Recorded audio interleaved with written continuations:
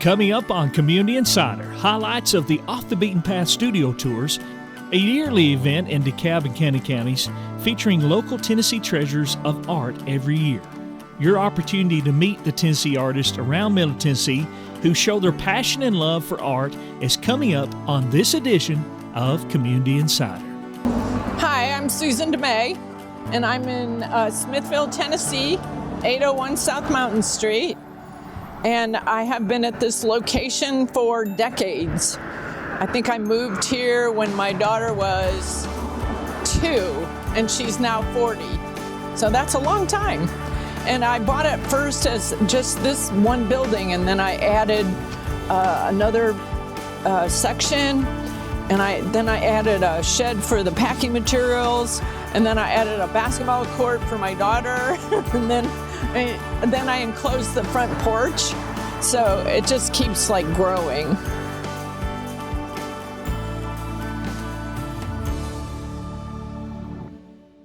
The My Usage app is a way to conveniently pay online, anytime, day or night. You can also come by any Caney Fork Electric office and sign up for the prepay option available using the My Usage app. Know exactly how much electricity is used each day and the cost. Best of all, no monthly bill. You can set up email or text alerts, keep track of your usage, and pay your bill, all with the My Usage app from Caney Fork. Caney Fork Electric, keeping you informed. Security Federal Savings Bank is always pleased to provide virtually every banking service you could ever need.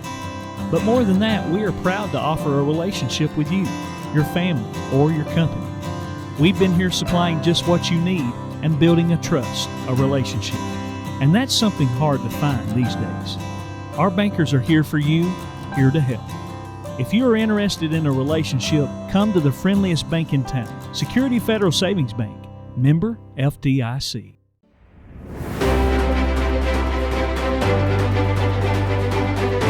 Welcome to another edition of Community Insider.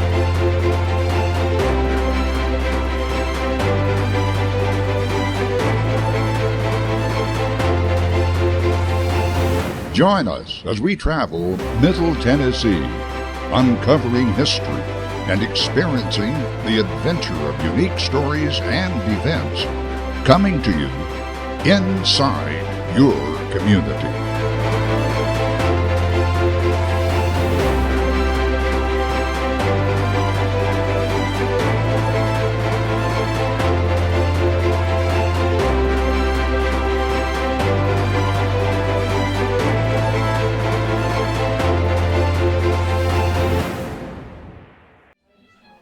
I'm Louis Colombarini of Cosmic Clay Studio, one of 2 of us. My wife Christine works with me as well. We've been working in clay for well over 47 years now and married almost 50 of those years. So it's been quite an adventure to say the least, but we certainly have found our passion in life, each other as well as clay. And this will kind of give you some idea of what it is we do. What you might notice in the background is some of what we have currently doing over the last 10 years or so. They are primitive type firings, either in straw, which gives you this kind of effect, the final firing. As the straw burns away, it leaves these interesting patterns without any addition of color or decoration on top of it. Here's a straw firing that has been decorated after that firing, which obviously gives it a little bit more pizzazz, but a lot of times there's beauty and simplicity as well. Some of the copper things you're looking at is a technique I came up with that is also primitive in nature, and it involves applying a copper pigment to the clay after it's been fired once, buried in a nest of sawdust after I've wrapped it with a little bit of aluminum foil.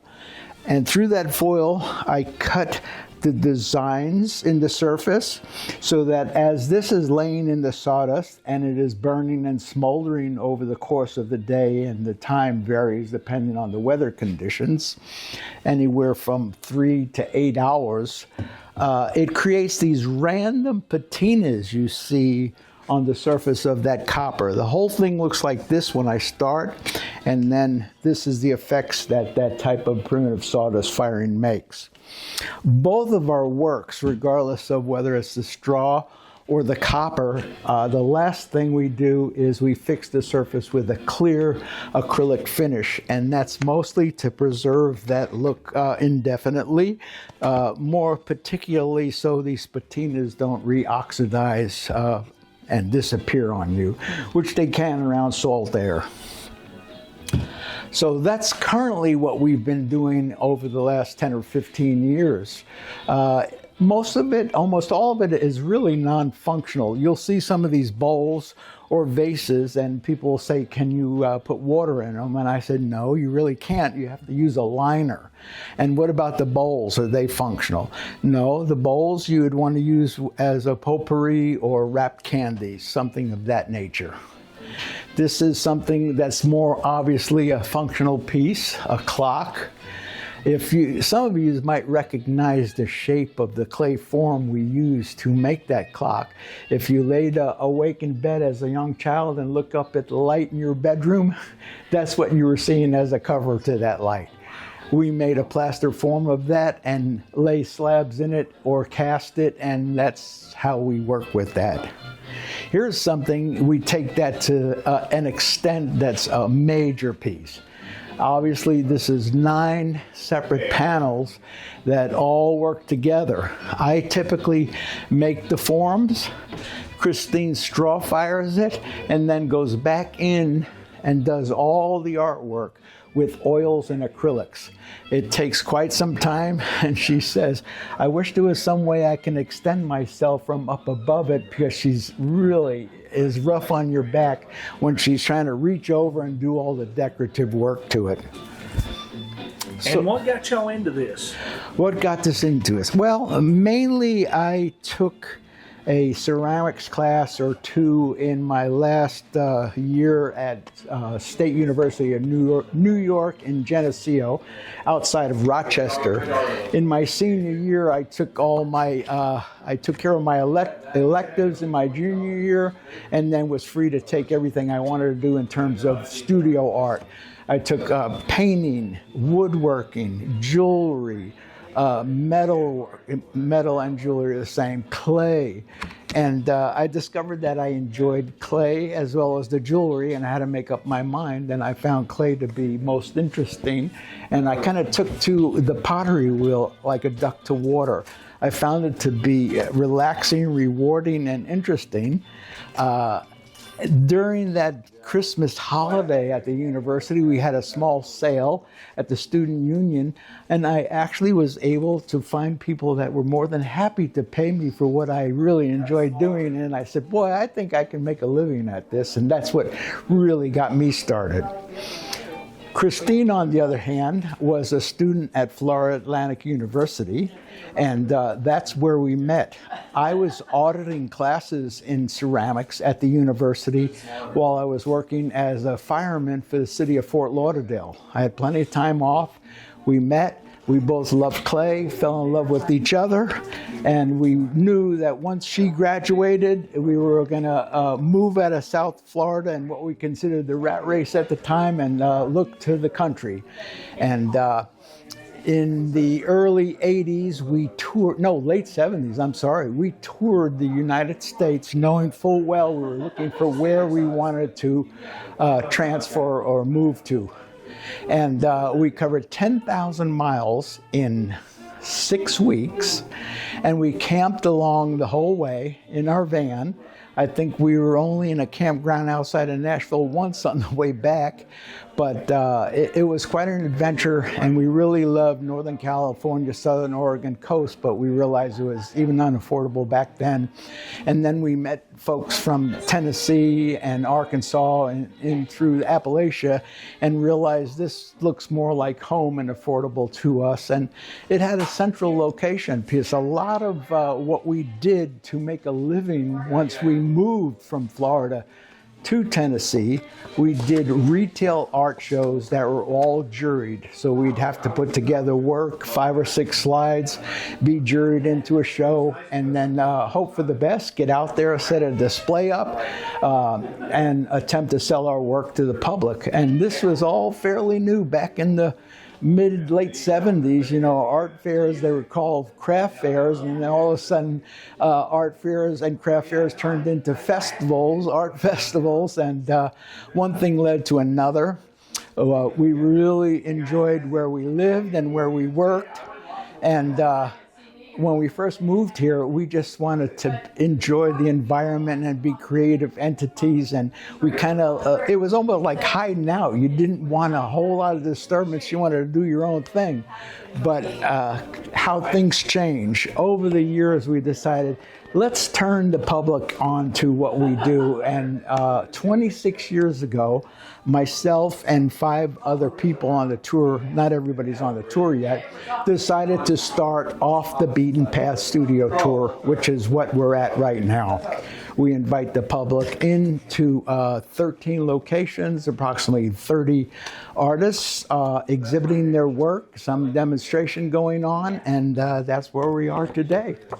Any more on the show? Yeah. Let me show you one other thing, which because we wore ourselves out doing that many art shows in such a long period of time, I decided to start teaching pottery on the pottery wheel. And I do that right here at our studio.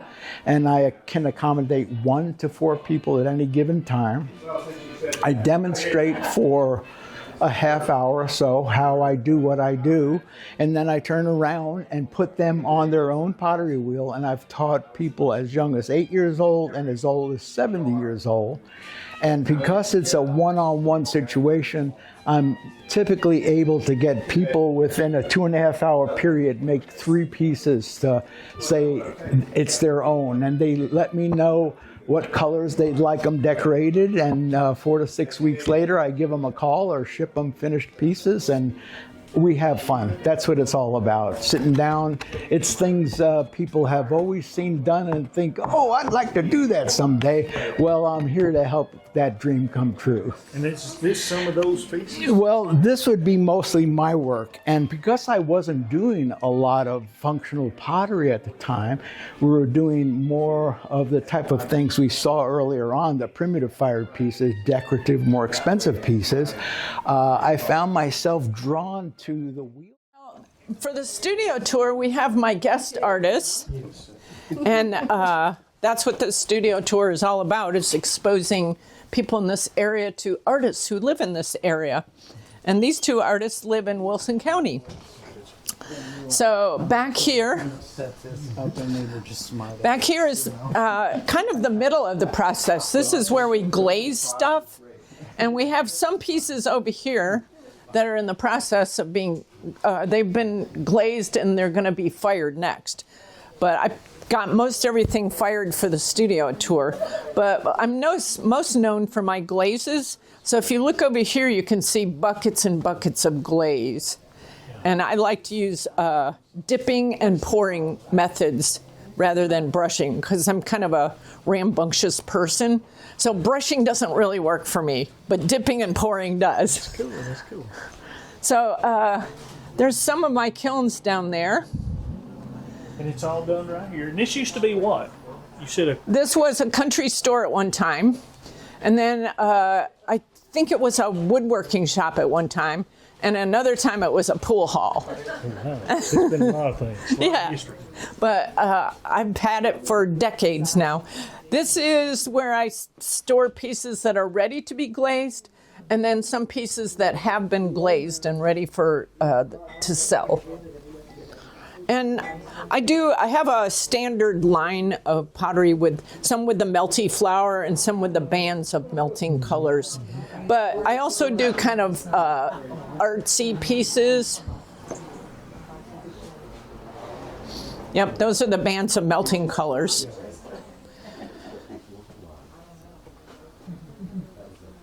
I couldn't get over in your case here a bunch of unique pieces.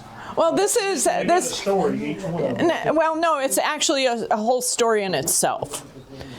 Some days I just feel like messing around, and I had all these clay slabs, and a lot of artists do what they call installations.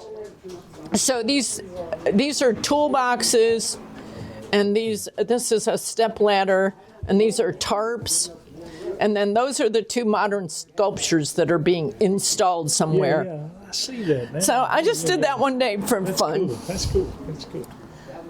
And this piece here, for example, I did this as a classroom demonstration piece. I taught at Vanderbilt for 35 years, and every once in a while I do a demonstration piece that I really, really like.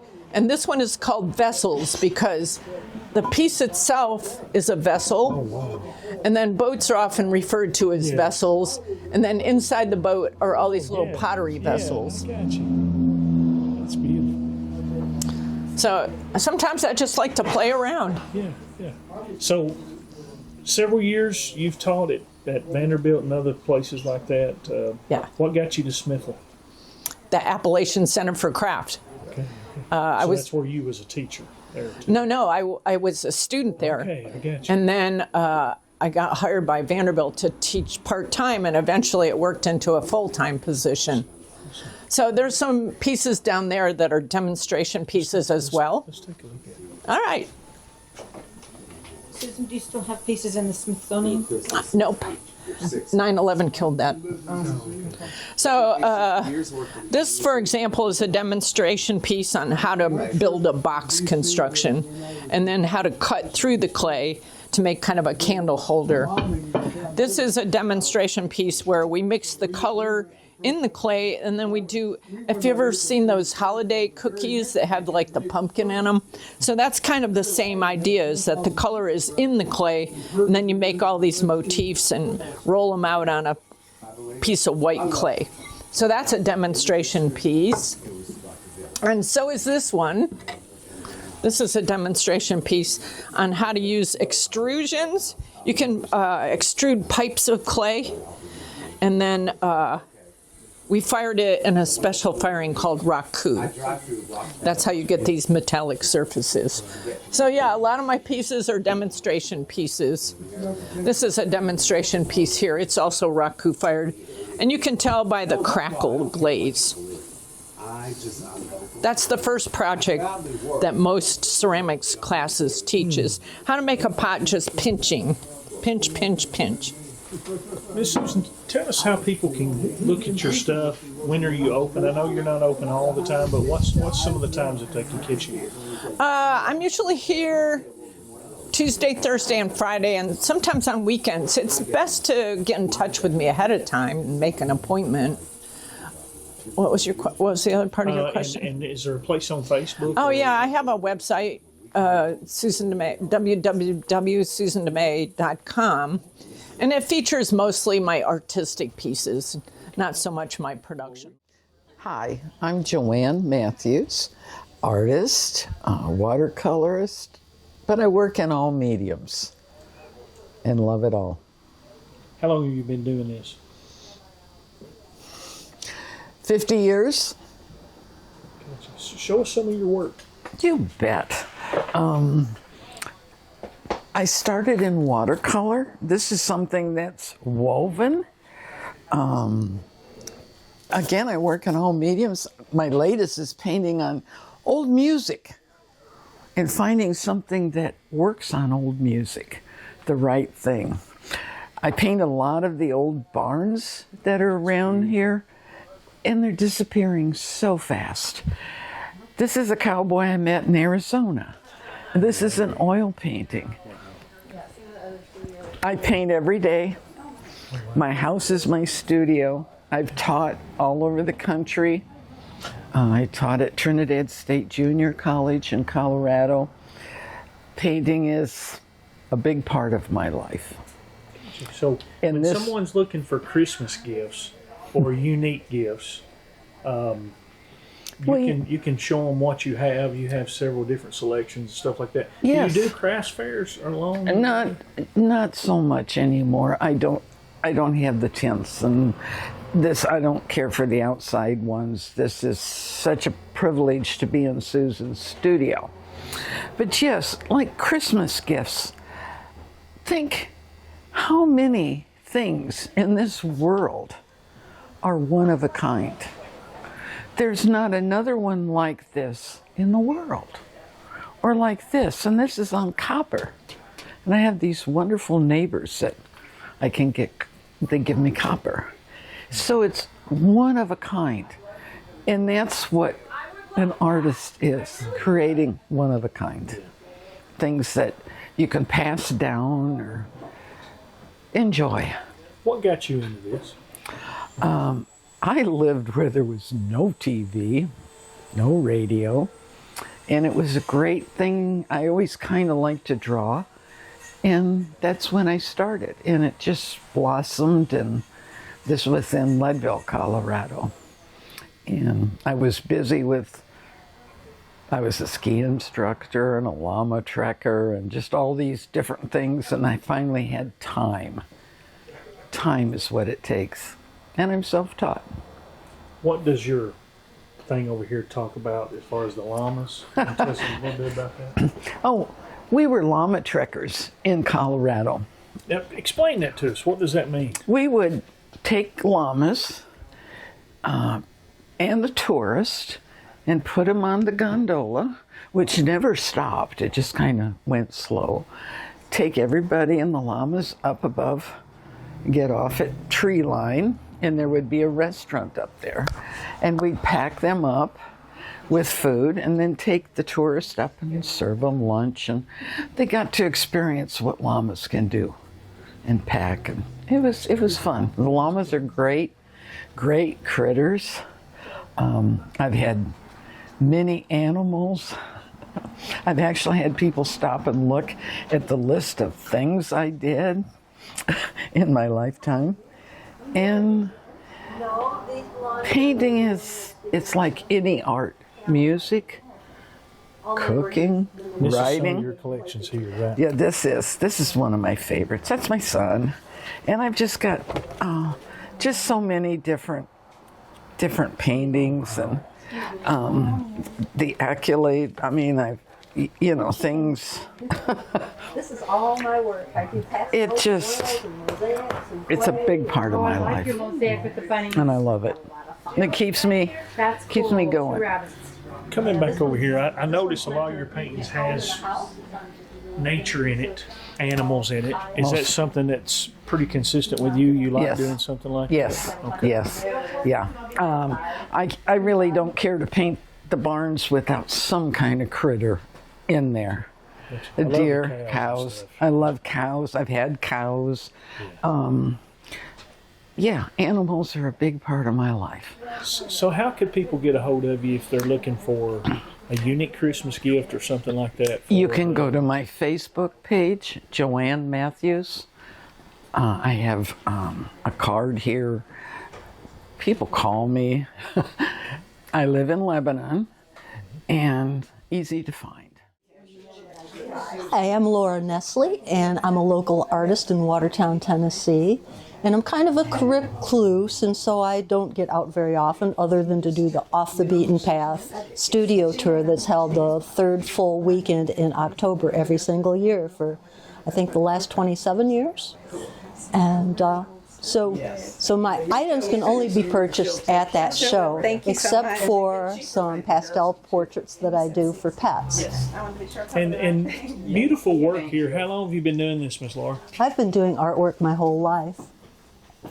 And you get your inspiration. Was this real horses that you know that's in your community, or? These horses were my own horses, and these horses were from a photo that I saw on Facebook that I got photo permission to do a painting of.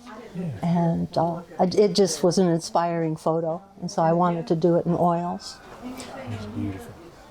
And you told me that you do a lot of portraits for animals. Tell me more about that. What got you into that, and how long have you been doing that? I've been doing pastel pet portraits for about 5 years. They are from pastels, and the pastels are done on kind of a sanded paper. It's like a fine grit sandpaper. And I work from photos. I have to have a photo that really inspires me. And takes a while to do one of them. So And that's basically what you're using there, the soft pastels. And it's basically a chalk, but it has a lot of pigment in it. Just the same kind of pigment that they would use in oil paints or in watercolors. They're very heavily pigmented. And then they have an alkaloid binder that keeps it all together. Gotcha. What's happening right here on this? What was you sharing with people with this? I was just sort of sharing the kind of unorthodox way I was raised and growing up on a farm and being with small animals on the farm and wandering through the woods and playing in the creek. Oh, I didn't see that up there.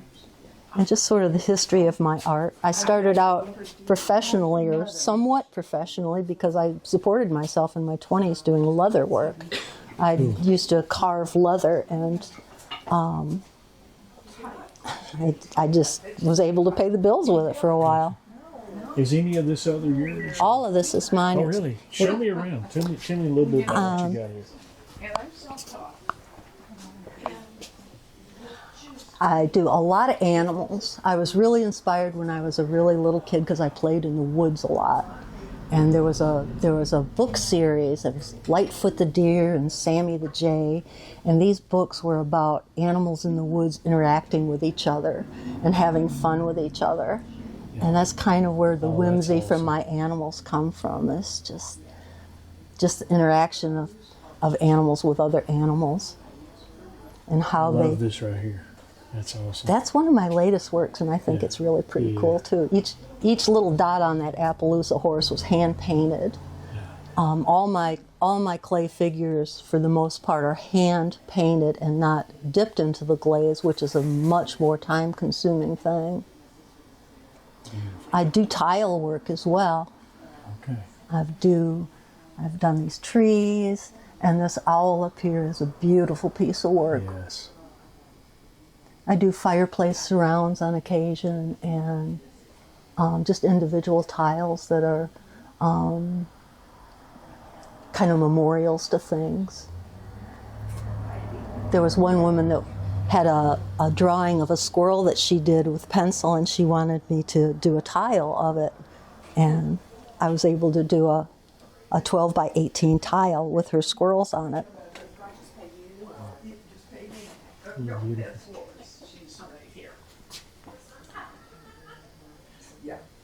Tell me the story behind this one.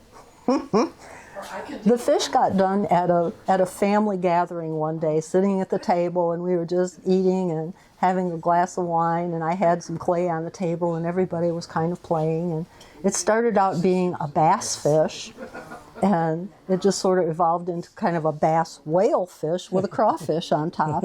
And this is a container. The crawfish is the lid for that container. I got you. Very unique.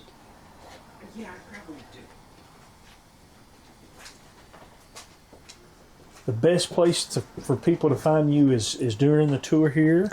That's about the only place to find me is on Off the Beaten Path. My work stays here a lot. This is my studio. So they can come by and see some of it here. This is my studio. Okay, this is here, it. So that's good. That's good. Well, Miss Laura, we thank you for giving us just an idea of what you do. You got some beautiful work, and people can come by here at this location, which we've got the information at the bottom of the screen, and they can for sure find some unique Christmas gifts. And definitely. Thank you so much. Thank you.